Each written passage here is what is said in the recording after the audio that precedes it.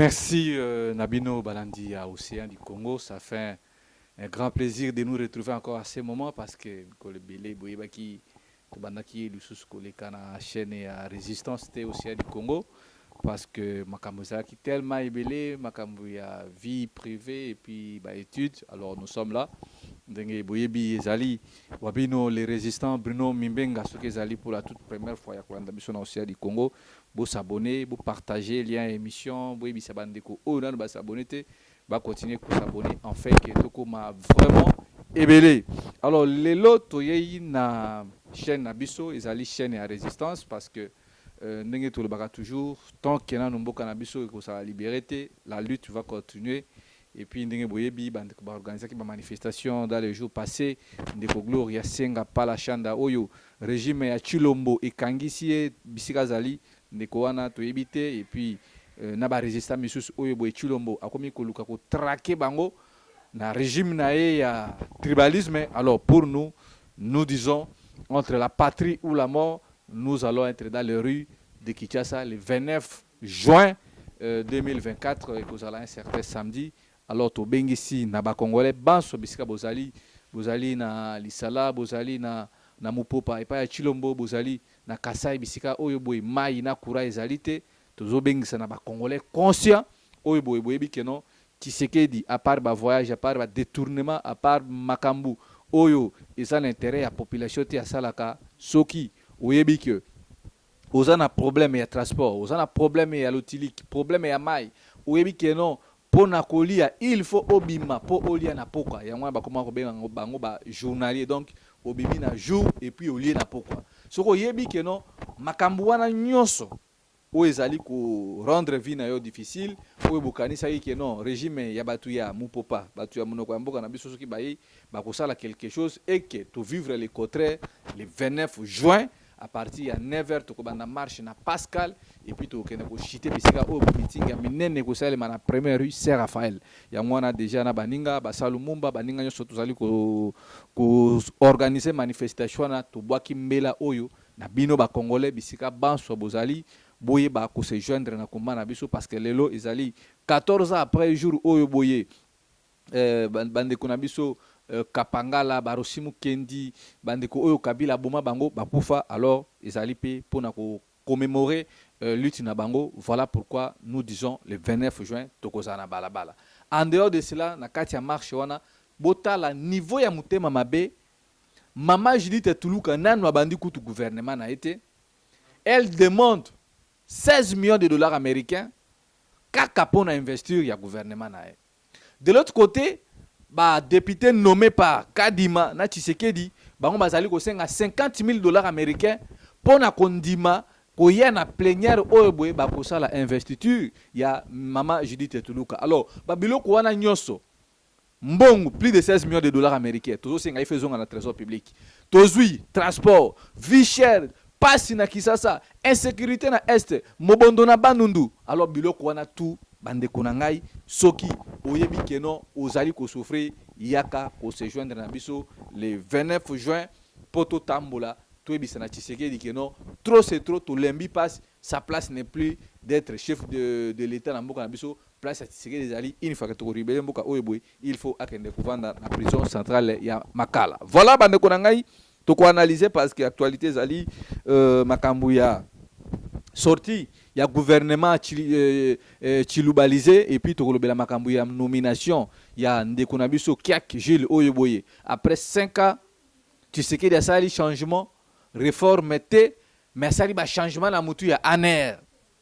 Alors toko expliquer bino bomo na niveau ya dangerosité oyo régime ya bandeko na biso bazali kotambusa mboka après plusieurs mois, plus de 5 mois, le peuple congolais a vivre en angoisse. Tozoye bate, est-ce que pouvoir ezali réellement pouvoir pour na koya kozongisa esengo na peuple congolais ou bien ezalaki pouvoir pour na ko servir famille Tshisekedi? Parce que lelo oyo bakare minier nyonso ya Katanga famille Chilombo nde mutu e botola bakare minier wana. Tokena bakare minier na côté ya Ruchuru, c'est la famille qui Tshisekedi qui impose des lois. bisika onyo sosolo ya mbongo ezali bisika wana nde famille ya Chilombo ezoyeba otia maboko lokola lelo oyo boye gouvernement ebimi batu nyonso babimi ba ministre batu nyonso bazobunda na po bakoma ba mandataire public il faut ba le kananu kokende kozwa baptême na DJ Mairie epa ya mama ya mokonzi. Alors ba pratique wana biso ba congolais biso bayi kongomani o tozali na souci ya mboka na biso soki ke tozolinga kotelema te et que tozotala makambo oyo bona miso Tshisekedi na bandeko na ye ya munoko ya ekolo na mboka na bango bakomonela biso bakonyata biso ndenge balobaka lokola keno tokonyata masango lokola kayas. Alors Tshisekedi akovanda wana na pouvoir internellement parce que soki botali depuis que Tshilombo azwi pouvoir na ye kobanda après coup d'état électoral o bayibi ye na Denis Kadima ba nommé ba député na bango Tshisekedi nanu azui ba marche te ya minene ndenge bandai ko bana l'opposition n'est plus. Et voilà aussi ce qui est sûr, l'opposition n'existe pas parce que Tshisekedi il fait des dégâts énormes.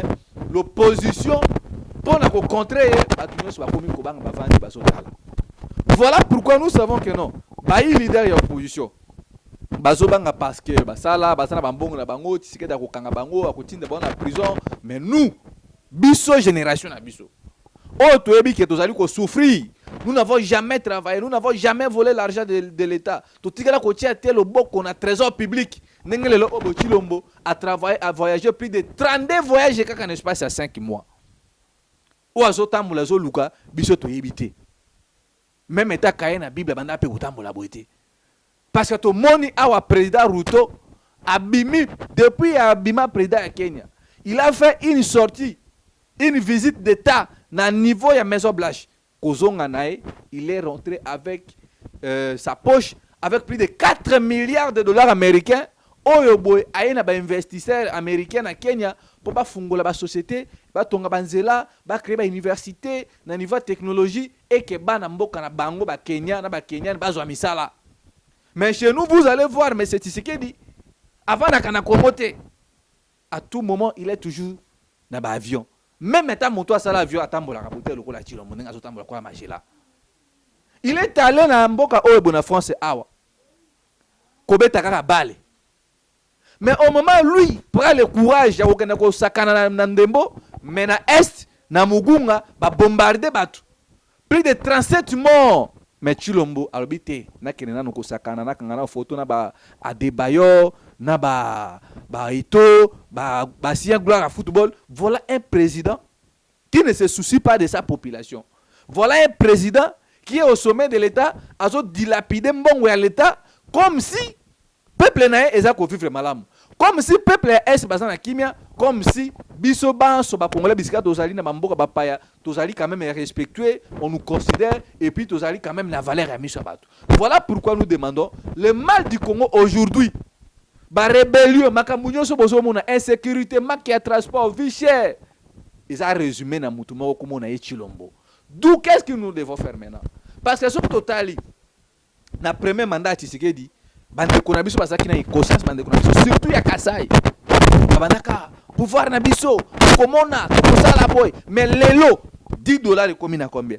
$10 ekomi na 30 000 et puis soko changer kaka $10 osomona que non niveau mbongo nazo sur lozo comprendre ko te 1 giga ekomi soki 4 000 transport ezalaki kaka Pascal okoma na Wileri ezalaki époque oyo ya Kabila ezalaki na ba 1500 2000 si je ne me trompe pas, mais le Paul Mwakaka Pascal, au comme Makaka na Wileri, embouteillage et pas ça te prend au moins 4 heures du temps.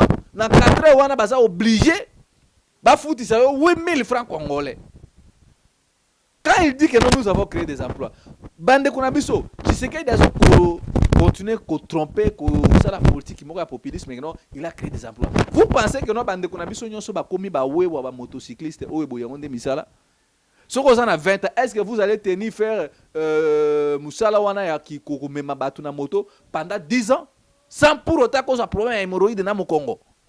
Alors il est temps que nous devons changer. Il faut tous batu o bazana conscience, batu o bazana souci, ya koya ko travailler mboka, bazana souci, ya ko sala ba réforme na armée, ya ko sala ba réforme na ba entreprise publique, ya koya na renouvellement classe politique, mais o tozo mona lelo na régime ya Tshilombo. Ils allaient tribalisme au sommet de l'État. Baleki c'est 5 mois pour rien.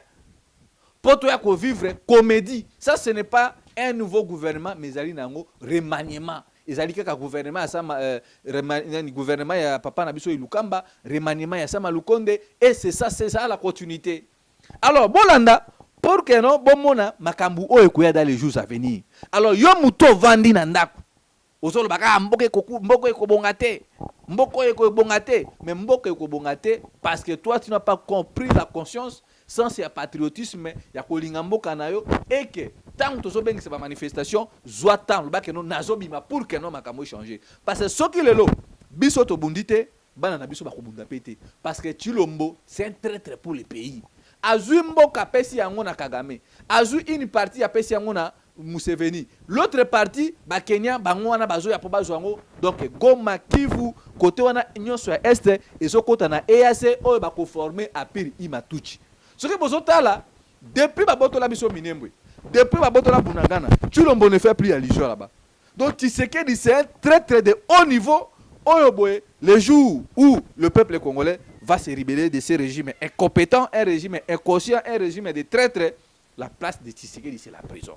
Alors, tu as un gouvernement, Judith Tuluka, Oyo, maman wana tukanisi que non, basi pe batungana mboka, mais nous avons compris que non, mère Oyoboye, le quoi ezali régime ya bakopera, yepe ayei abandi cop.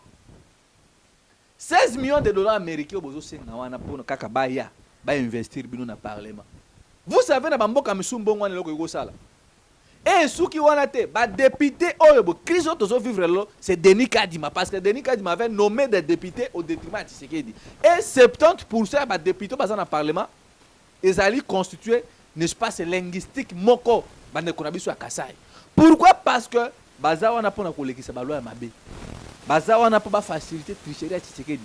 Pour couvrir makambu oyo ya mabe chilo maza kosala alors tant ba kokota na ba plénière ba lobi munoko ya mboka allez loi wana eleki c'est ça bande konanga. Alors le grand problème ezali il faut barrer déjà la route parce que nous tous nous savons que non oyo ezali mandat ya Chilombo ya suka Chilombo amata akita ayeba yango oyo eza mandat na ya suka botala gouvernement ya Judith Tuluka ndenge ezali constitué.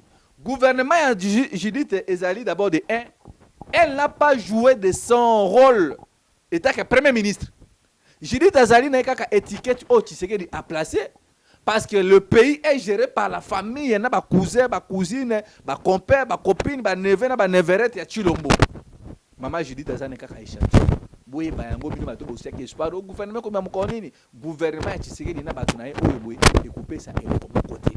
Parce que ce qui Tshisekedi a besoin de changer, il a fallu qu'à Nenge Asaki coup d'état électoral en 2023, il a prêté serment le 20, il a fallu back ça la rapide pour bâtir nini train en marche et que ba retard au peuple a besoin de échanger à travailler. Botala batuko bazu pouvoir bana mike coup ba Ibrahim Traoré na Burkina Faso, ba Goïta, ba Bassirou na Sénégal, mais ba bimisi gouvernement, c'est ça batuko bazotali ça leadership. Mais leadership est Chilo Mozali, leadership est Chilo Mozali voyage, leadership est Félix Zali tribalisme, leadership est Félix Zali arrestation arbitraire, liberté d'expression réduite. Alors tout ça est allé pour créer terreur pour bannir ça bateau. Et Judith Tuluka va composer avec qui? Judith Tuluka son gouvernement est composé de 54 membres. Dans 54 membres wana bande kona ya Tshisekedi Kasai. Grand Kasai, ce qui totali, bazui 31 ministères. Ce qui tolobi total la peine, bande commission babala bande konabiso côté ya bande konabiso Kasai, au moins que Chilombo na gouvernement oyoboy a coquille déjà kozwa 40 ministères. D'abord de un Jean-Pierre Bemba. Jean-Pierre Bemba azalaki vice-premier ministre ministre de la défense. Mboka na biso. Ba rebelle baye ba botoli mboka. Bunagana sous occupation, Minembwe, ba village, Lobi, Tomoni Corneille Nanga, ba Zuba Mboka Misusu. Jean-Pierre Bemba, incapable de récupérer ne fût-ce que serait-ce que un seul territoire ou localité, mais par contre, ba rebelle bazali kosala avancer, bango na muna bango, armée, phare de ces pour monter en puissance. Na debi awa, bande konabiso oyo bande ko sepela. Bande kwa de pes tuti. Bemba yi goye na ministère de défense. Kagame kokim. Mais Bemba il est venu, il a montré ses limites. Bemba tiki Bunagana sous occupation. Alors na kati ya gouvernement balongoli Jean-Pierre Bemba bazui batindiki ye na ministère ya transport. Donc Bemba aobanda koswana ba wewa. Bozo mona musala Jean-Pierre Bemba zui. Alors musala oyo Jean-Pierre Bemba tiandimi kozwa ministère ya transport. Bemba zana kota ya ba Ougandais. Bemba c'est un fils maison ya Yoweri Museveni. Alors mission ya Bemba ezali nini na ministère ya transport. Ministère ya transport zaka ba wewa te eza makambo ebele au Jefrem, RVF, RVA, makambo ya ba train, CNCC, makambo za kuna ebele. Bemba c'est un amoureux d'argent. Bemba n'est pas là pour trouver des solutions. Ce qui est Bemba Zaraki, Asaki Moussa Malam na mandat Liboso, ya Sama Lukonde, on doit les reconduire. Mais il faut faire l'évaluation. Bemba représente l'étiquette des Ougandais. Pourquoi? Parce que Tshisekedi, comme maintenant Moutema nae ya trahison azanango, azana besoin Rwandais rezonga, Ougandais Airlines rezonga, Kenya Airlines et banda ko fonctionner. Pourquoi? Parce que tout bazana besoin ba ko infiltrer ba institution en Mboka na biso. Alors qui va faciliter cette opération? C'est Jean-Pierre Bemba qui est aux côtés des Ougandais. Donc Bemba a ko représenter côté ya Ougandais. Toyei bazui ministère environnement ba pesi yango et pas ya Mama F Bazaïba. Mama F Bazaïba zalaki ministre, vice-premier ministre, ministre environnement. Oyo boy ba tiaki na catégorie ba VPM. Lelo bazui kaka environnement ba diviser yango par deux.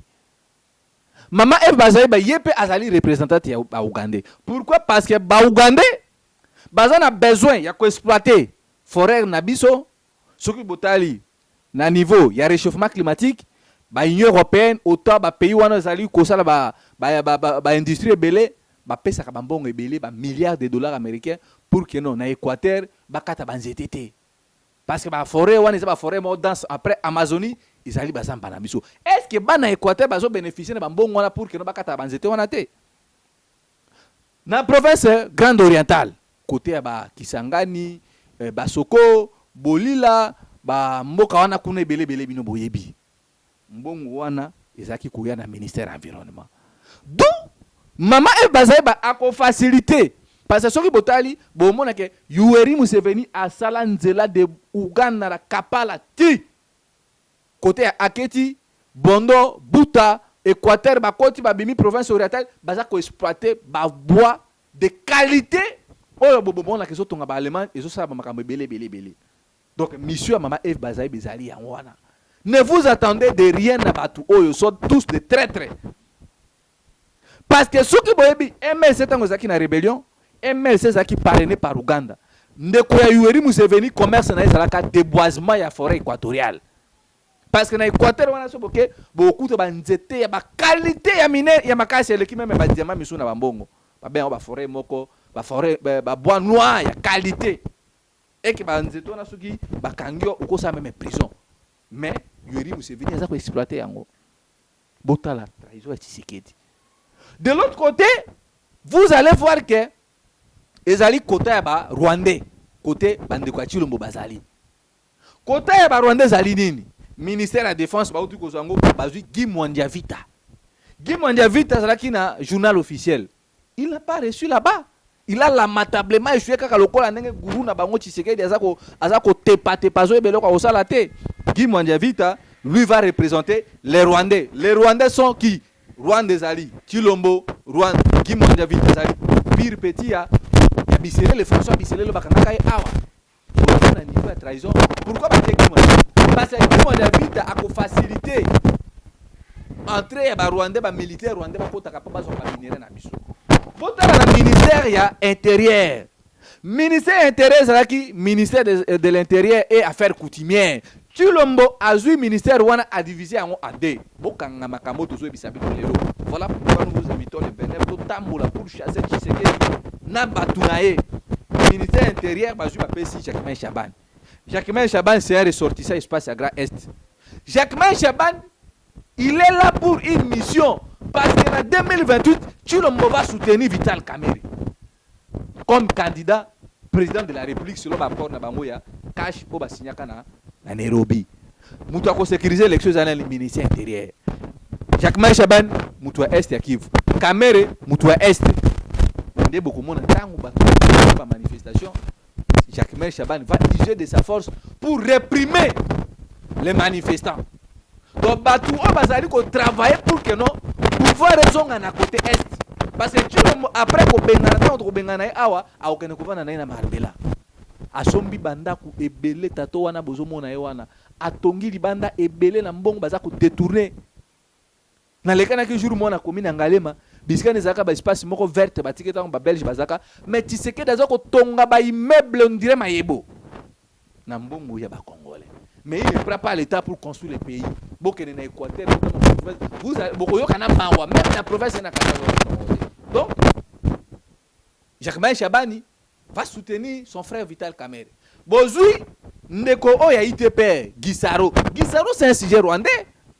Gisaro zali ko représenter côté ba Banyamulenge. Alors bino mandeko nanga, vous voyez vraiment que non, Tshisekedi azosala makamuna kanae. Ba Rwandais bazo boto la biso boka. Tshisekedi est là et il place de tels gens na kati ba ministère wana. Il faut et travailler. Tshisekedi n'est pas les nôtres. Makambo papa honoré nganda bana koloba yango oyo tukumu kokesama. Blanchir l'occupation et il fait ça très bien. Parce que si vous voyez la caméra, il parlement caméra vous a pris dans le ministère affaires coutumières va diviser en ministère intérieur. Parce que on va passer un tout rwandais côté à Ruchuru. Monsieur Mwami Nzede Jean-Baptiste Kuruku Gange Skombo Moko ba Rwandais wana. Bazuye pour nani ba tie wana na ministère affaires coutumières et puis pour nani ba diviser ministère oyo. Parce que le monsieur Jean-Baptiste Mwami il y a une mission qui protéger ma belle nyonso au Rwanda ba boto la biso et puis il y a une mission qui créer ba faux chef coutumier oyo boye ba ko respecter te ba ko bomba ba chef ba vrai chef coutumier congolais a ko placer ba Rwandais na mitu ba coutume na biso et puis va contrôler 454 tribus oyo République démocratique du Congo ezali na yango. Ozomona niveau ya dangerosité mo ka biso zokende. Yo siko vandi. Ozomettre la chilombo maboko. Qu'est-ce que Tshisekedi fait? Si ce n'est pas côté Kozwamboka Otiki la Rwandais. Toujours ministère ya nini ya recherche scientifique. Au moment où bino ba militaire ya IDPS ba combattre ba lobi na lekani wana ba bengi héritier azo zwambongo na e. Azo ba bengi héritier bete bino conseil. Ministère ya recherche scientifique. Dans des pays normaux, ministère wana za ko promouvoir la jeunesse. Par exemple ba kotala na Inimba, na Inilu, na Inikis, na Inikin, bake na université ya Mupopa, kune pa Chilombo. Bake koluka élite ba étudiant ba tali brillant. Ministère ya recherche scientifique et ko pesa batu wana bourse pour ba kene kosala ba recherche na ba mboka ba pa. Ba kota par exemple na minute au technologie za ko avancer na Inde, na domaine médecine, batindi ba jeune na biso kuna. Babina na Corée ba osani ba arme. C'est comme ça. Mais ministère o bazungu apeshi brani Kabanda o azalaka ministre de la défense au Kenya na yelo côté tandis que ministre wana azalaka aza rwandais. Il semble que babala moi basi na yena Chilombo place moko côté ba mama Denise Nyakeo. Tangu ba bourse zoya bazo privilégié ba rwandais. Biso ba jeune congolais ba kinois. Eloko batikeli biso zanini. TikTok tobi na kabita kalaka. Tolekisaka ba air na ba réseaux sociaux. Masanga ambiance au moment où licencié Moussana Matina Mutuka Africain la obinaka moi. Au moment où ba Rwanda bazo préparer bana na bango ndenge ni bazo boto biso mabele. Jeunesse congolaise bozo conscience. Makambo otozo dénoncer ils ont risque pour na ba vie na biso. Mais nous avons accepté de travailler pour le pays. Botala moi na monsieur batie ministre ya Mutakala o Tshisekedi. Et puis c'est ça.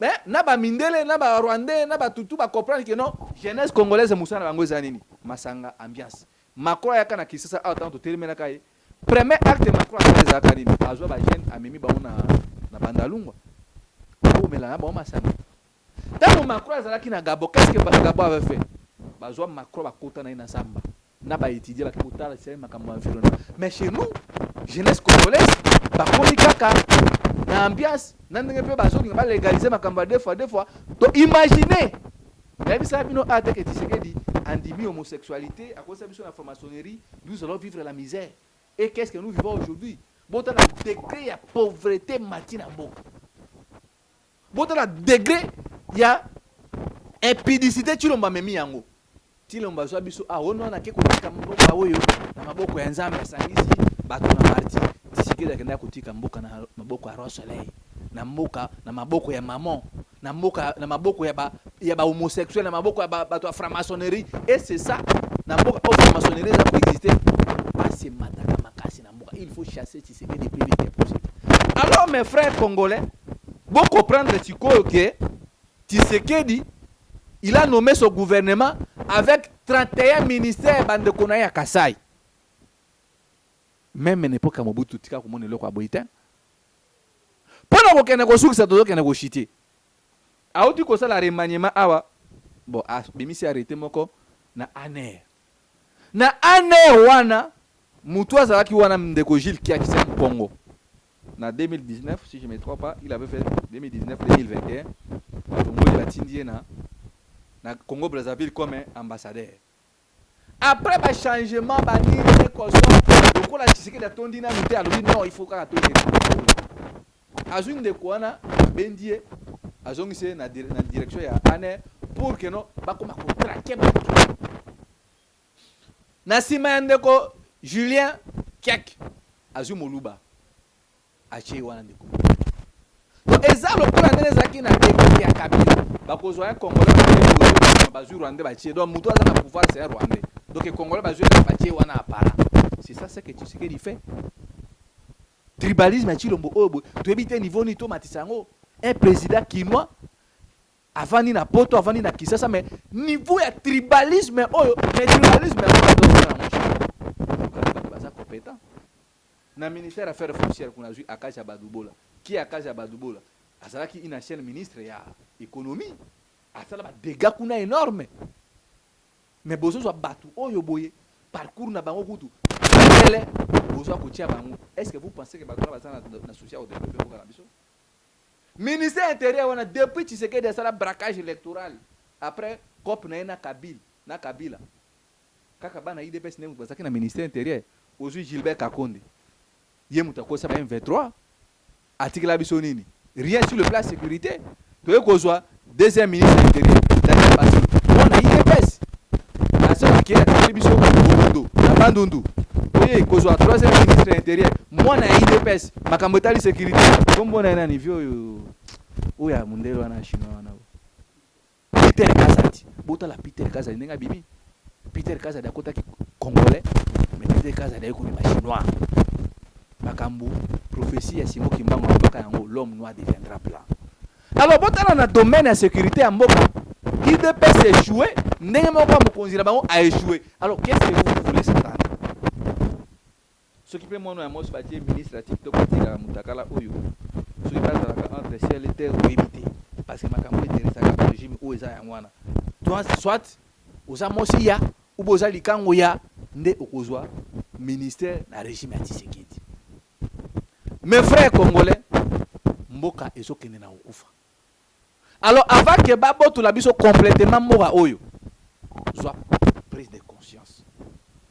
Talanenge mboka ezokende tobandaki wapi tokende na mboka oyo wapi boka lisuba baka le peuple d'abord boka bango lisuba baka no Chilombo maboko pembe Chilombo aza lisusu maboko pembe te et puis ba comprendre parce que mbizero toza ko vivre tant tozokende na ba wenze a kosomba ba biloko ozomona ke biso tout toza ko souffrir lelo akangisi ndeko gloria aza na prison bato oyo fallait ba bunda pour l'intérêt général, bazana prison, ba Jean-Marc Kabou, ba Moukebaï. Yango nazo bengi sabino ba congolais partout là où vous êtes. Tokotika kolobate tokotika pe ko sa ba manifestation te parce que nous avons l'obligation de sauver ces pays.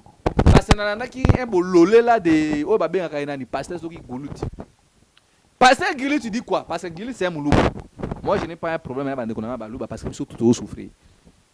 Mais attention à Batou Oyo Balobini. Ah, ça soukout vanda awa bo plus de 30 ans na pouvoir. Batani tangi ba penda ebele. Bongo Tshisekedi kaka zuko na 2028 on a 2028. Tshisekedi a posé la période. Dala, monsieur Gilit, au moins soko le fufu ba boule ba fu au lieu au melim castel na limité et ko lobiso biloba loba. Boye ba keno oyo bozo lobana. Bongo ya ngambo za ko Kinshasa te. Tshisekedi partira. Il va partir. Et puis Félix veut changer la constitution Tandis que makambo moko eza kokende bien te a changé constitution pour atikala na éternellement yango bomonaki kadima a nommé batu tricherie monétaire nini électoral na bango. Donc allez-y comprendre mutu moko aza na premier nini responsabilité aza premier municipal aza vice premier ministre aza sénateur député national gouverneur esalema na mboka nini yango na bengi ndeko na ngai bo soutenir biso na marche oyo ya le 29 le 30 juin ezalaki jour oyo Congo ezwa indépendance nango. Le 29 nous allons marcher pour la vie chère, vie passe, manque y a transport, manque y a vie sociale, manque d'eau potable, manque y a logement, éducation et baby. Félix a créé un ministère d'éducation. Il a créé des troubles dans la carte Makamu Oyoboy. Depuis qu'un ministère d'emploi, CNC c'est comme un ministère de santé. Tout ça pourquoi? Parce que tu es le mauvais placé chez ces gens. Akabo le ministère de l'environnement a créé ce qui m'a comme économie et gaz à une de Kumoko son bombo a tié wana pokuna skambong et utaka donc maman bazai batika nekaka et lilingi à pamba il va gérer que l'administration. C'est décevant. Alors nous sommes de retour tout sengi na bino yo moni ko sunga biso na marche wana banderole calicot nini pour la mobilisation et kozala malamu. Vous continuez à s'abonner à Océan du Congo. Vous continuez à s'abonner à Mimbenga TV. Numéro Nabiso Isali plus 243 81 73 11 702.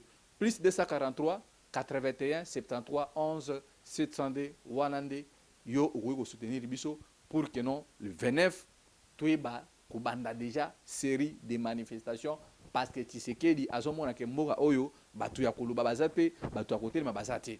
Alors bino nyoso boyebi maman Océa elle est souffrante nezalaki awa samedi na ikota la ebisika zali kozwa schéma ya kinini ebisika oyo boye bazali interné na hôpital et puis ndeko Kabuya l'homme puissant et puis azali vraiment malade.